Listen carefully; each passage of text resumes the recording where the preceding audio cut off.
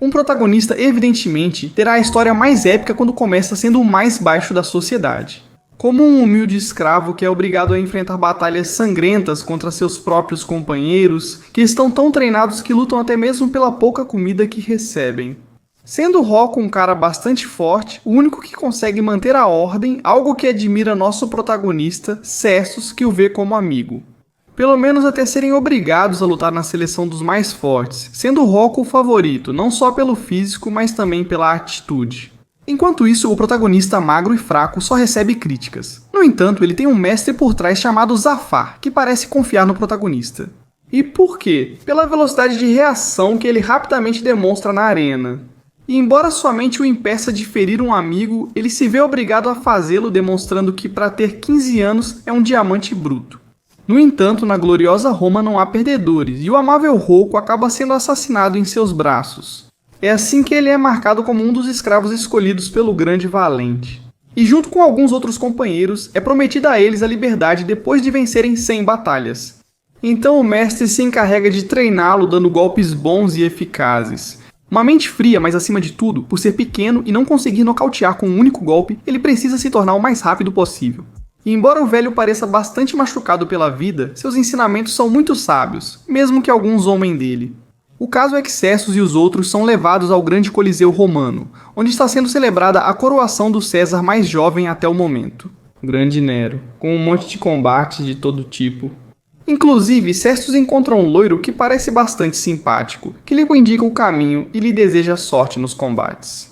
Já que muitos dos seus rivais serão até mesmo adultos impiedosos que acabam massacrando os novos escravos.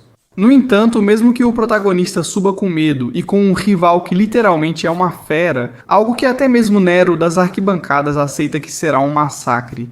No entanto, o rival é tão lento e gigante que Zestu aproveita sua velocidade para dar um golpe na cabeça dele, que o faz dormir enquanto desfruta um pouco de glória. Pelo menos até vermos que ele quase perde a vida por defender seu rival, que, como vimos antes, deveria morrer.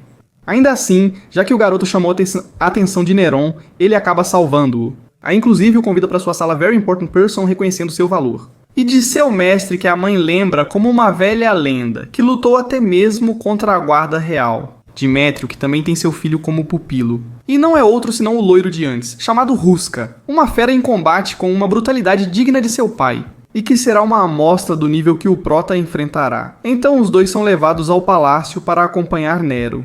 Porém, o garoto se distrai muito de suas tarefas, irritando sua mãe, que faz os dois guerreiros lutarem até a morte. No entanto, Ruska sabe que é muito mais forte que o prota, e para não matá-lo ali mesmo, ele acaba desmaiando-o com uma chave.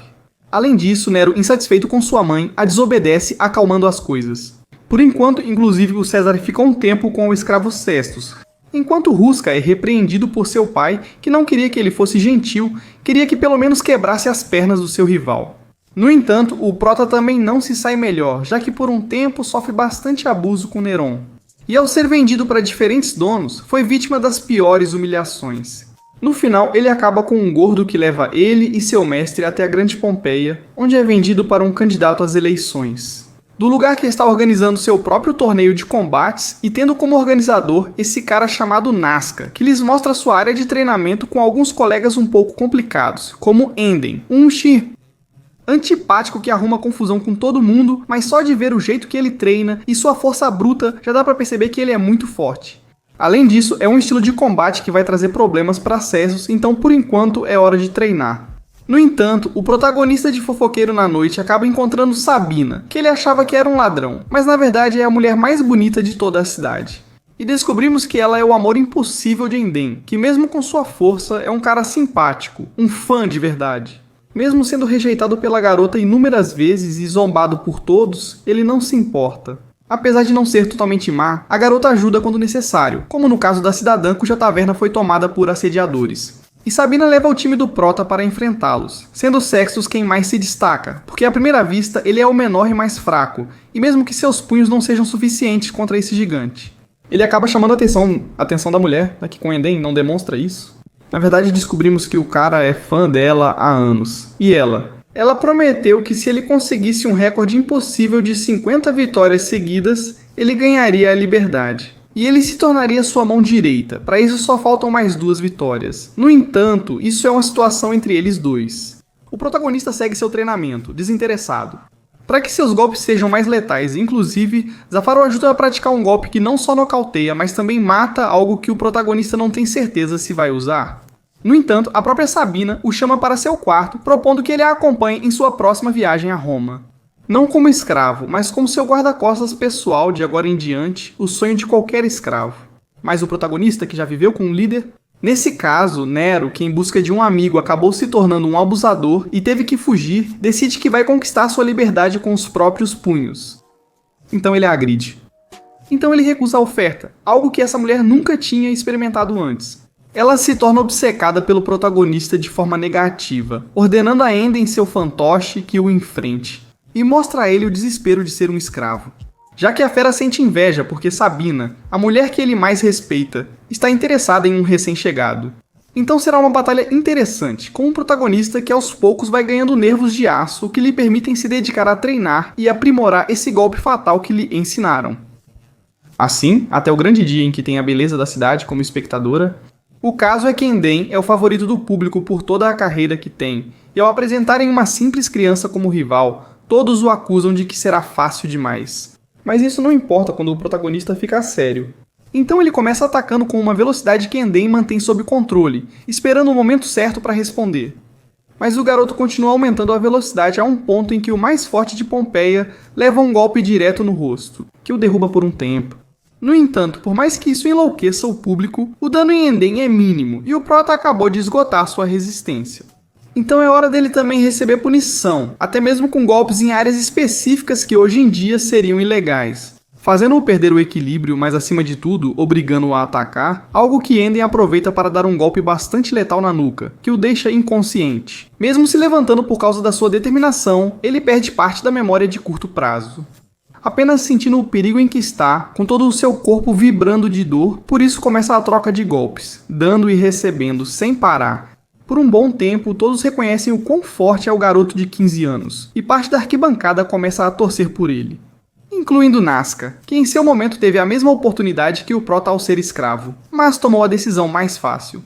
Habituado à vida confortável em Bratstulus, ele enxerga no protagonista a determinação que nunca possuiu, conectando-se assim com o público.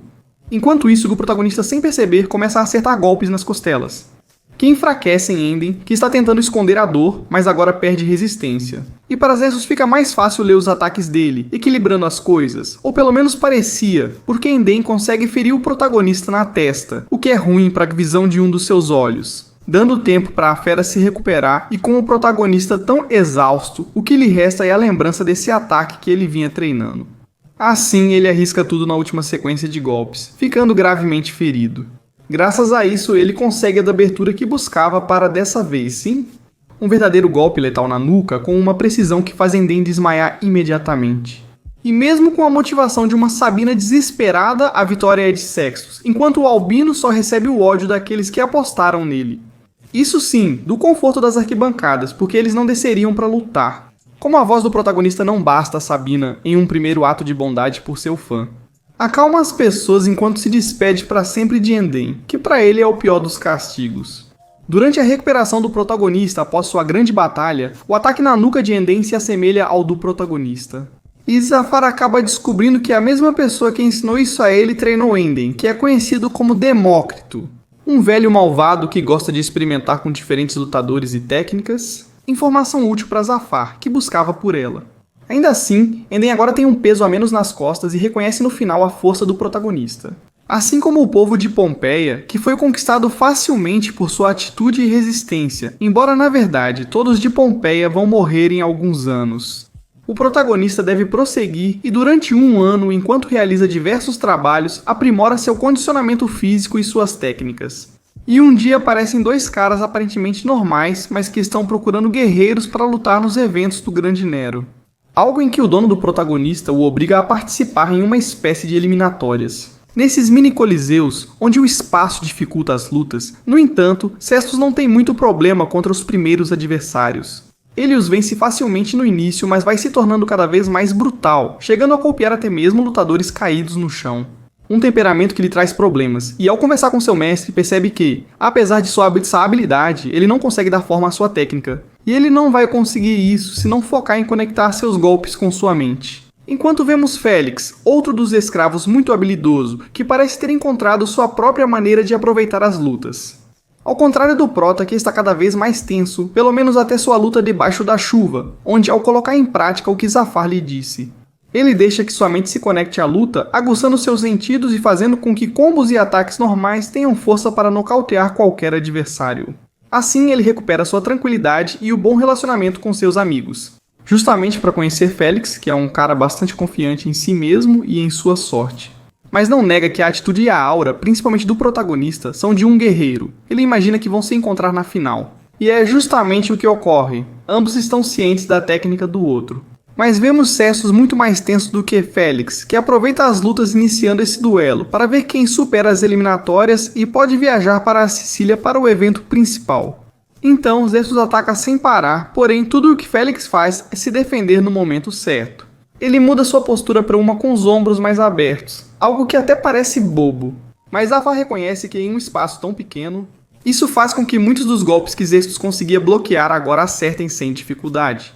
O que se torna um castigo para o protagonista, que acaba caindo várias vezes com golpes tão amplos e no final, um dos seus tornozelos acaba se machucando novamente. Félix se gaba de sua sorte e agora, com a luta em suas mãos, dizia que iria atacar muito mais. No entanto, Cestus, enquanto recebia golpes, também percebia que sempre que seu rival atacava de forma tão aberta, seu peito ficava exposto. Então ele aproveita isso para mandá-lo voar pela primeira vez em toda a luta.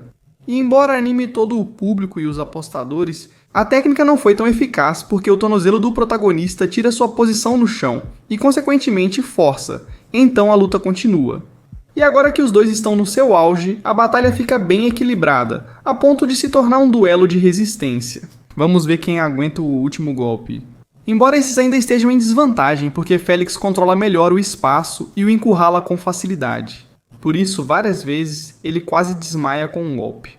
Deixando apenas um espaço para dar alguns socos, o que parecia inútil, mas por serem tão constantes, começam a tirar a força de Félix. E com a resistência brutal que o garoto de 15 anos tem, a luta acaba se prolongando muito mais. Agora, é o tornozelo de Cestus que o deixa à beira de cair, impossibilitando-o de ficar de pé. Então ele decide arriscar tudo em um último ataque, para o qual agora ele tem as brechas na defesa do adversário. E ele decide usar o último que seu mestre lhe ensinou, que é controlar a respiração de Félix. Então ele aproveita um instante para tirar o ar dele e dá um golpe no queixo tão forte que o deixa tonto. Perdendo o controle da batalha, evidentemente, isso não é suficiente para vencê-lo. Então o protagonista usa a técnica ficando atrás do inimigo com um punho na altura dos rins. Que nem no Mortal Kombat algo tão letal que no boxe atual seria ilegal. E por mais que Félix queira se levantar, agora ele está literalmente cravado no chão pela dor. Dando a vitória ao protagonista, que também estava no limite e não faltou muito para ele perder essa luta de titãs. Embora os dois tenham passado a noite toda urinando sangue e no dia seguinte troquem respeito como guerreiros. E enquanto Félix viaja para procurar trabalho em outra cidade, o Prota segue de barco para a cidade de Sicília, onde acontecerá o grande evento. E para isso Zafar começa a guiá-los com a última técnica do seu repertório, e a mais letal, com a qual ele até arrancou o olho de Demétrio. Ainda assim, ao chegarem ao local, eles são os menos apoiados por serem escravos, enquanto os outros, literalmente, são deuses de todas as culturas do mundo e com habilidades totalmente diferentes. O protagonista acaba encontrando a gentil Roxane e até mesmo Ruska, o que o alerta de que essas serão batalhas de verdade, nas quais ele não tem força mental para isso. No entanto, eles não fazem ideia de tudo o que o protagonista melhorou e de tudo o que ele aprendeu. Técnicas que nem mesmo ele ousaria usar. Então, mesmo que sua marca de escravo continue sendo um motivo de humilhação para todos, ele vai provar com seus punhos o que ninguém mais conseguiria. E isso é algo que antigos companheiros, como Enden, sabem muito bem, já que ele acaba sendo encontrado no local, porque ele também quer lutar no maior evento organizado por Neron, que reúne as figuras mais imponentes das lutas da época. É assim que termina a primeira temporada de um anime bastante divertido, com seus momentos épicos, de alta intensidade e até de boa motivação, que eu recomendo para quem quiser assistir pela primeira vez. Não há continuação no momento, mas esperamos que aconteça futuramente. Espero que tenham gostado do resumo. Esta história gira em torno do jovem Ning, cuja vida se tornou uma rotina muito entediante, já que ele passa o tempo todo trabalhando na esperança de ter o suficiente para pagar os estudos, seus hobbies de otaku e poder cuidar da namorada. O que um homem faria, não é? Mas essa rotina vira um caos quando ele descobre que sua namorada o traiu com um milionário que eles conheceram há pouco tempo. Além disso, embora o salário no trabalho seja bom, não está sendo suficiente para ele estudar. O que seu pai estava acompanhando de perto, pois liga para perguntar, então enquanto ele fala ao telefone e explica as coisas. Uma menina está prestes a ser atropelada, então ele se coloca na frente e, embora a salve, ninguém acaba perdendo a vida. Acontece que sua alma sai do corpo e ele é levado para uma espécie de zona celestial, onde o Supremo Monarca é responsável por dar um bom destino às almas que recebe. No entanto, algo não está certo, pois o protagonista não deveria morrer até os 95 anos. Então, como compensação, deixam que ele escolha que tipo de reencarnação quer ser, seja um comandante lendário, um gênio ou um imperador. Mas o protagonista quer aproveitar essa nova oportunidade simplesmente para viver tranquilo, comer, ter relações e dormir. Um cenário complicado para o velho, que consegue algo parecido para ele. Isso sim, ele sabe que esse humano tem algo especial. E é que antes de apagarem sua memória para que ele possa reencarnar, ele é atacado por duas feras que nunca estariam juntas, e muito menos naquele lugar. Então a guarda da área o protege um pouco. Enquanto isso, o protagonista consegue escapar e entrar em seu novo mundo, renascendo como o príncipe da pequena cidade do leste, que está cheia de guerreiros e magia. Mas sendo um bebê, então ele pode fazer o que quiser e relaxar durante 15 anos. Isso acaba tornando-o um herdeiro mimado e orgulhoso ao trono, que só gosta de passar o dia vagando, acompanhado por suas duas belas criadas. Incrível. Mas sua família, especialmente seu pai e líder da Casa do Leste, está muito preocupada porque seu herdeiro não tem disciplina, e muito menos a mentalidade de um líder. Por isso, ele toma a decisão de que seu filho seja enviado ao Long, ou seja, a um reformatório. No entanto, fora da cidade há muitos perigos, e ele quer primeiro avaliar se seu filho está apto para sair. Então ele o faz lutar contra uma das cobras demoníacas que estão presas nesta cidade. E é aqui que vemos que nenhum dos acompanhantes do chefe tem esperanças no protagonista. Para isso, o pai o tranca junto com a besta, sem nenhuma possibilidade de ajuda, seja porque ele tem muita fé nele ou porque sente que pode ser um herdeiro a qualquer momento. No entanto, ele acaba surpreendendo todo o público, desviando dos ataques. Mas isso ele faz como um gênio, já que segundo seu pai, para os 15 anos que tem, seu potencial mágico não faz nenhum sentido. Só que ele é muito preguiçoso, e por isso seu pai lhe coloca essas provas. Enquanto isso, Jen, que menos confia em suas habilidades, é companheiro de seu pai. Simplesmente fica olhando e é o momento em que o chefe lhe entrega a espada que tinha planejado herdar para ele. Assim, o combate muda completamente, derrotando rapidamente a víbora. No entanto, o maior problema é que ele atraiu o ódio do clã da serpente, que já está na cidade. E sob as ordens de seu líder, eles começam a matar todos os aldeões, buscando vingança por seu filho. Por isso, rapidamente encontram o chefe e sua família, encurralando-os completamente, então decidem colocar o herdeiro em segurança, enquanto o chefe fica para lutar. Mas Ning não é apenas muito habilidoso no combate, ele também controla muito bem a magia, pois durante sua fuga evita perder um dos braços e consegue se salvar. Enquanto isso, seu pai, de maneira simples, se encarrega de afastar a fera até sua toca, onde ela não pode se aproximar muito. Então ele retorna ao reino, sabendo que deve se preparar para uma guerra contra as serpentes, que podem continuar atacando suas terras a qualquer momento. E é justamente aí que aparece o pai de Shun, uma das criadas do Prota, para levar sua filha, já que ele está ciente do perigo atual nesta cidade. Então Ning não tem escolha senão aceitar, enquanto vê sua companheira ser levada, que de forma alguma queria deixá-lo. Mas é o melhor, pelo menos até que as coisas se acalmem. O problema é que acaba sendo uma solução vazia, já que basta o ancião voltar com sua filha para que aquela cidade seja atacada pela própria rainha serpente. Enquanto isso, o protagonista, alheio a tudo, inicia uma jornada com sua criada, Die e Bai, o companheiro mais jovem de seu pai, o qual por algum motivo justamente está os levando até o território dos répteis. E é justamente Ning que, ao explorar um pouco a área, acaba ficando cara a cara com uma cobra, que não o ataca a princípio, pelo menos até que o protagonista a chama de feia. Algo que a deixa tão irritada que começa uma luta do nada, a qual está sendo observada por dois poderosos monges de um território distante que planejam usar um selo para controlar a mente dessa cobra muito poderosa. O problema é que agora eles acham que um jovem está se adiantando na caçada, sem saber que o protagonista está encurralado nessa batalha. Mas aqui ele demonstra sua habilidade, que é poder dividir seu poder em cada mão. Uma técnica nova para os monges liderados por esse cara, chamado Tiemo, mas a garota serpente também tem seus truques e muda para diferentes formas.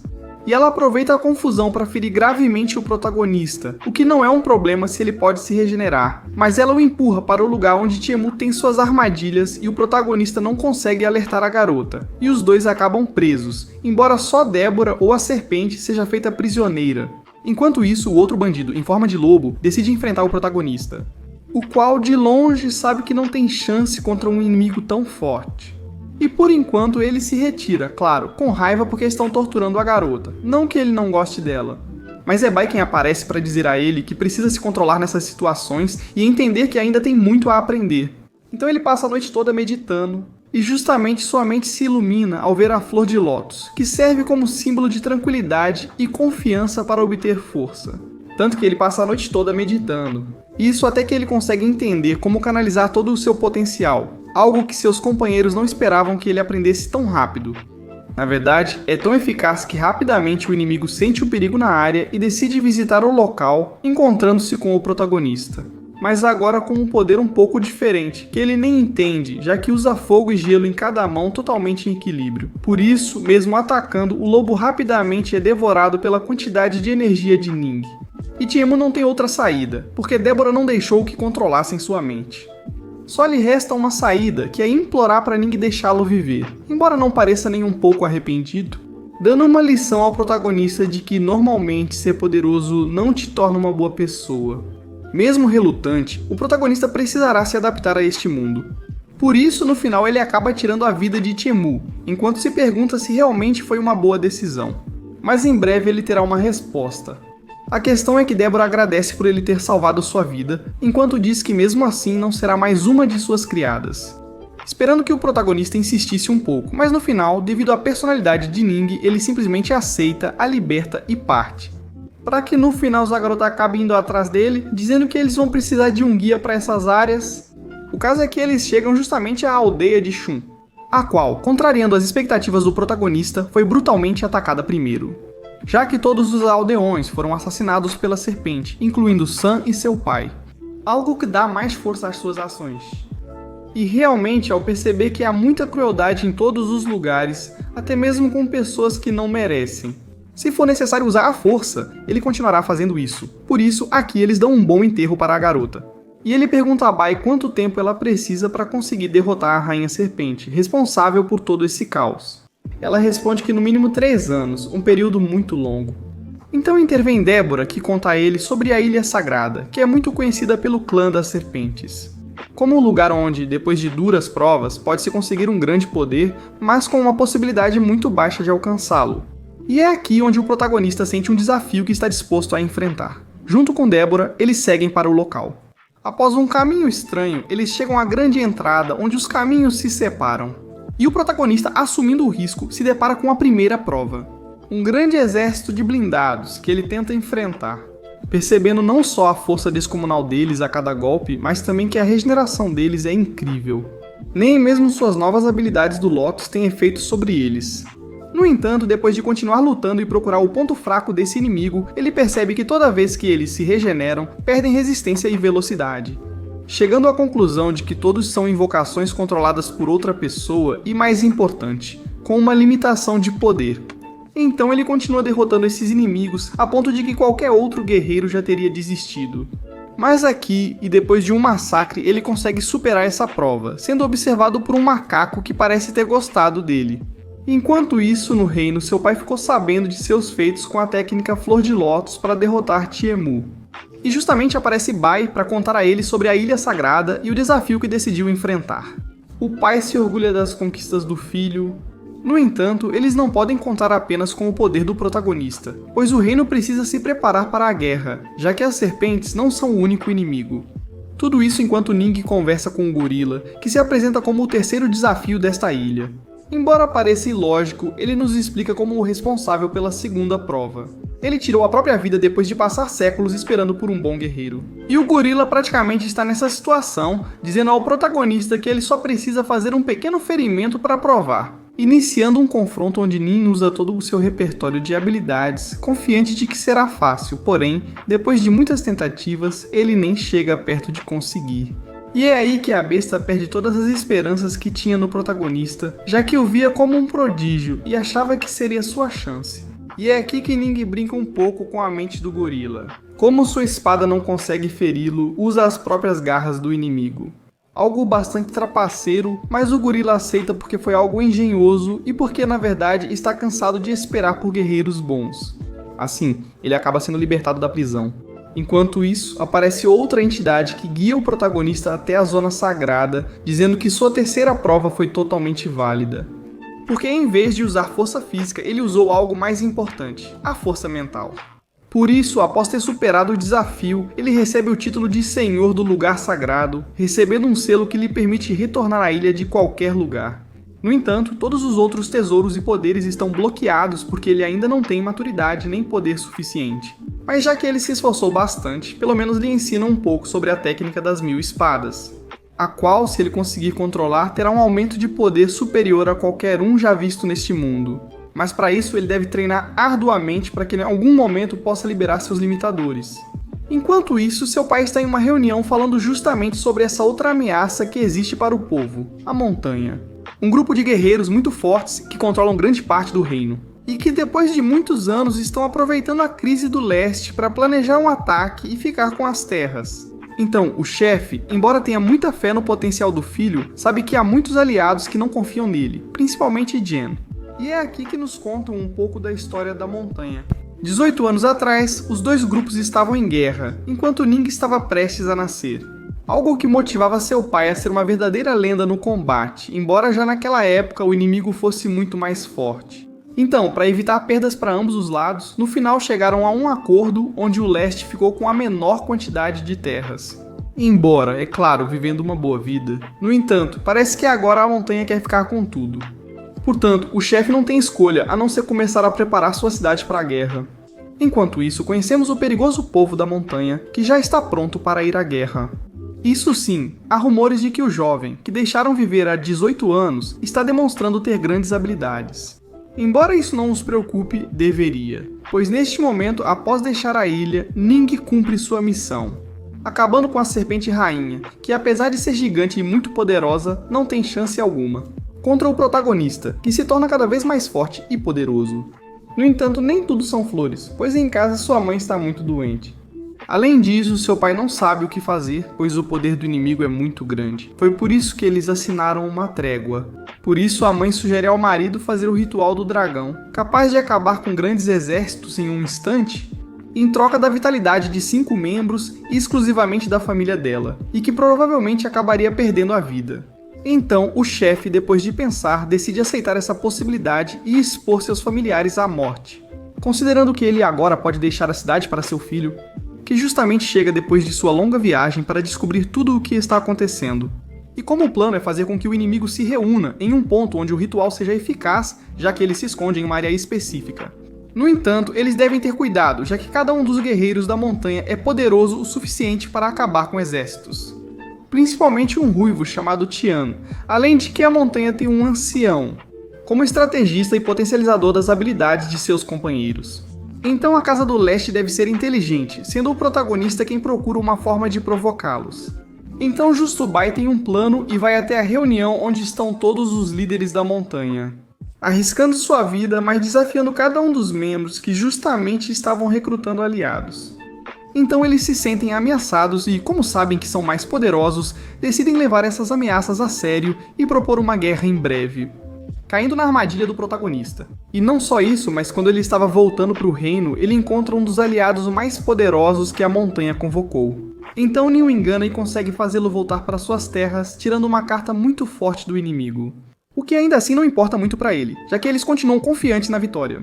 Então rapidamente a mãe Ning se reúne com seus 5 familiares, incluindo seu marido. Enquanto Ning e Bai estão na linha de frente com outros guerreiros. Caso o ritual se complique e eles precisem intervir, felizmente o inimigo e suas tropas estão se movendo para o local combinado sem nenhum problema, com a ajuda de uma névoa criada pelos sábios do leste. Por isso, quando avançam o suficiente e conseguem tirar a pouca visão que têm, eles se deparam de frente com essa invocação do dragão, onde cada um dos sacrificados representa uma parte do corpo, e que é tão poderoso que sem muita dificuldade acaba com 4 guerreiros muito fortes. O líder da montanha, surpreendido, não tem escolha senão chamar reforços e Tian. Então o chefe decide se reunir com Ning, que está ansioso para lutar. Ele lhe herda parte de seu antigo poder. E isso é suficiente para que o protagonista possa usar sua técnica das 1000 espadas.